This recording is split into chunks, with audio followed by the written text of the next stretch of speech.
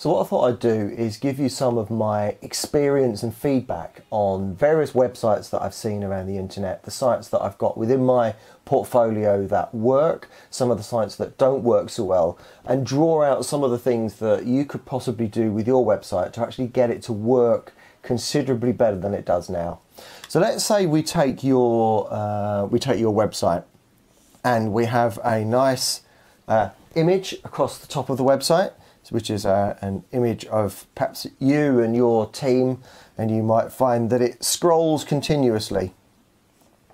And that image keeps changing and changing and changing.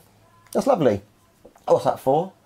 What's that there to do on your website? Do you really think that every single person that lands on your page is going to sit there and wait for the image to scroll through to something that's appealing to them?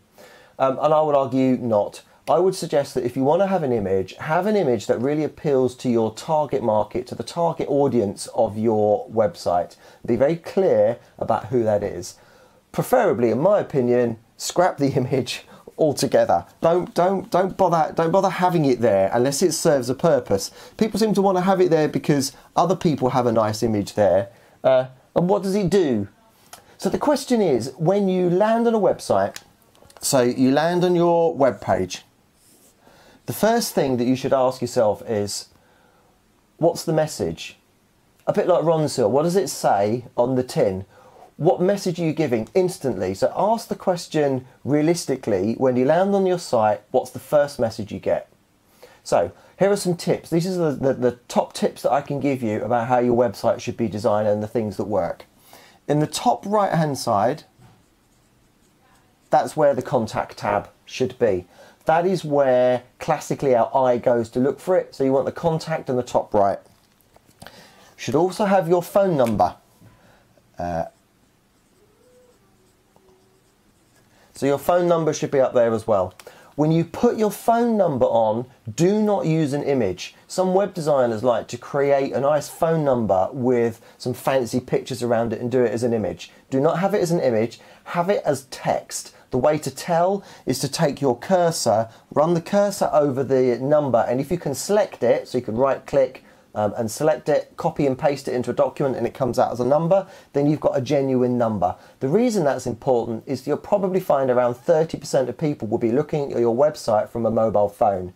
If they do that, then the mobile phone will recognize the number as a number, because it can't read the image, but it can read the number, and you have click to call. So someone will be able to see your website, click on the number and call straight through to you. The next thing that I think you should have on your website is a video. So that's a video with you talking, nice and smiley, talking directly to the website visitor. Talk about what it is that you do that's unique, why the person should come to see to you, and how you solve their unique problems. And then, this is a very important thing, on the right hand side of that photograph, we should have a form where they can press the button to submit their details.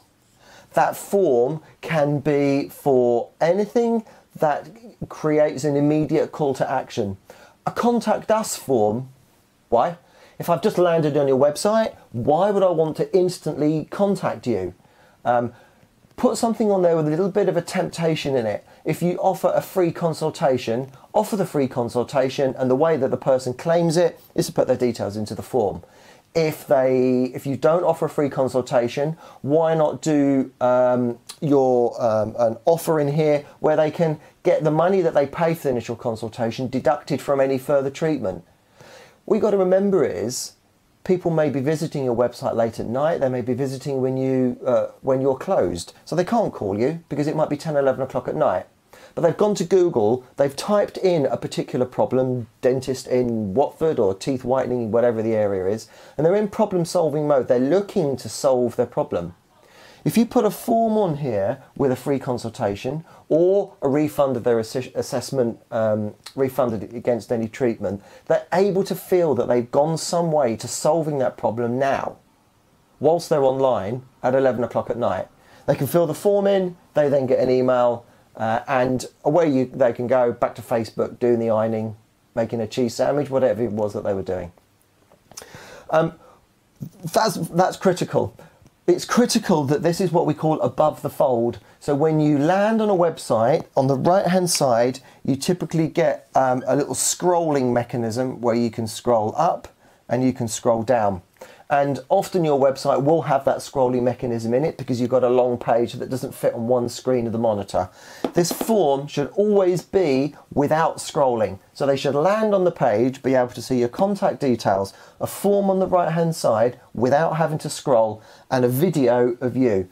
Why is the video important? The video is important because video is a perfect way to help a person realise that they can like you. You can demonstrate that you're a likeable person, they can look you in the eye, they can feel that there's a connection with you.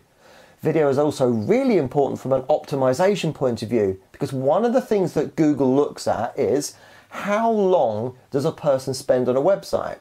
So Google wants to make sure that it satisfies its customers. If Google sends someone to your website and within 5 seconds they bounce from your website back to Google again to do another search, Google says, well, hey, that actually wasn't a very good search result, was it? So Google will drop your website down the search results. But if someone clicks on your website from Google, goes to your site and stays there for 5 minutes, then Google says, well, actually, that was a really good search result. That was a good quality result we gave that customer. So your website goes up a little bit. Of course, there are loads of other things that go in with optimization, but this is just one of them. So having a video on your site that is compelling, that people want to watch, helps your optimization because it keeps people on your website longer. Good tip, huh?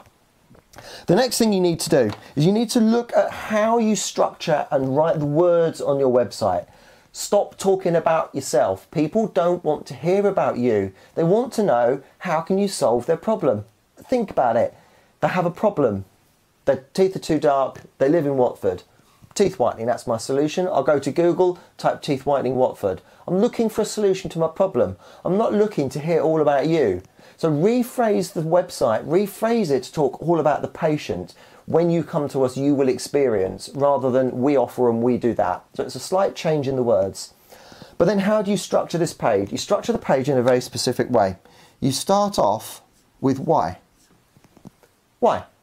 Why should I come to your practice? Why would I be interested in your services? Start off with the why questions. Then go to what. What specifically are you going to do for me? If I come to your practice, what is it that you're going to do? So why should I come to see you? Your unique selling point. What is it that you're going to do? How are you going to deliver it? These are more the details. And as dentists, you tend to be details people. Not everyone wants to know the details. Some people want to know the big picture. Why should I come to see you? Some people may want the details. How specifically are you going to deliver it? Now, as a dentist, that's what you like. That's what you're trained to do, is to look at the specific how details. But not everyone is interested in that. So keep it why, then you've got the big picture involved. Then you've got the what exactly is it you're going to do. How are you going to deliver it? How are you going to deliver these treatments? And finally, this is a really important point, is what if? What if I come to your practice? What will you allow me to be? What will you allow me to do? What will you allow me to have if I come to your practice and take you up on this particular treatment?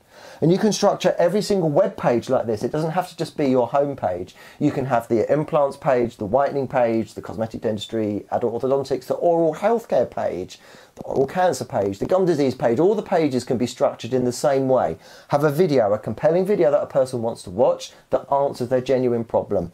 A feedback form so that they can contact you, but more than that, something with a little bit of a pressure in it to make them take action. Then structure the page. Why should I listen to you? If it's oral healthcare advice, why should I listen to you? What is your oral healthcare advice? How are you going to deliver the solution? And what if I listen to you? What will it get for me if I listen to you? So there you go. That's kind of a broad example of how I believe that a website should be structured. These is taken from looking at lots of clients that I've got now, and the sites that work and the sites that don't. The sites that work are structured like this. And look forward to hearing your comments. Take care. Bye.